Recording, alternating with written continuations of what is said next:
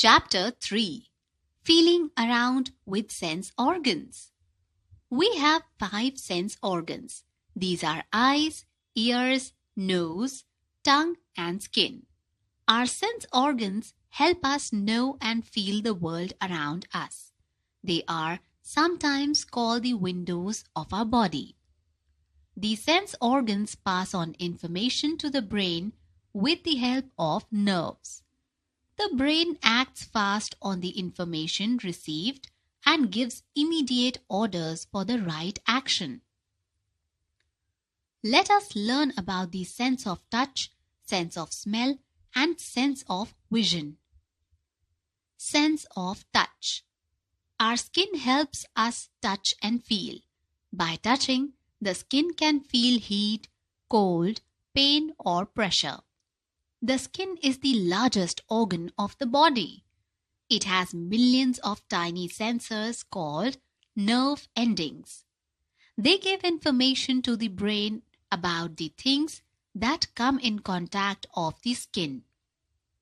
Some parts of our body are more sensitive than the others because they have more nerve endings. For example, the tips of our fingers are more sensitive than our arms. We use our sense of touch to group things according to the way they feel. We can tell whether a thing is hard or soft, rough or smooth, hot or cold just by touching it. Good touch and bad touch. How do you feel if someone hits you or slaps you? How do you feel when you get a hug or you get a pat on the back? Do you ever feel uncomfortable when someone touches you? We should always keep away from those people whose touch makes us feel uncomfortable. Tell your parents, elders, or teachers about it immediately. They can guide and help you keep yourself safe. Sense of smell. Our nose helps us smell things around us. In fact, the nose can differentiate among 10,000 different smells. There are thousands of nerve endings in the inner part of the nose. Actually, what we smell are tiny bits of particles floating around in the air. As we breathe in, these particles enter the nose through the nostrils. They stick to the nerve endings that send signal to the brain. The brain then identifies whether the smell is good or bad, and we respond to it accordingly. Our sense of smell is a matter of personal choice. Some of us like the smell of garlic, fish, or mustard oil, but some of us find their smell very strong and unpleasant. Some people are allergic to certain smells and may even get sick on smelling them. Most of us find the smell of perfumes, flowers, and room fresheners very pleasant. Almost all of us agree that a dead rat, human excreta, or an open gutter has a foul smell. Sense of vision. Eyes are one of the most important sense organs. They help us see and identify things. Each eyeball is fitted into an eye socket. Eyeballs are protected by the eyelids and eyelashes, which prevent dust and dirt from falling into our eyes.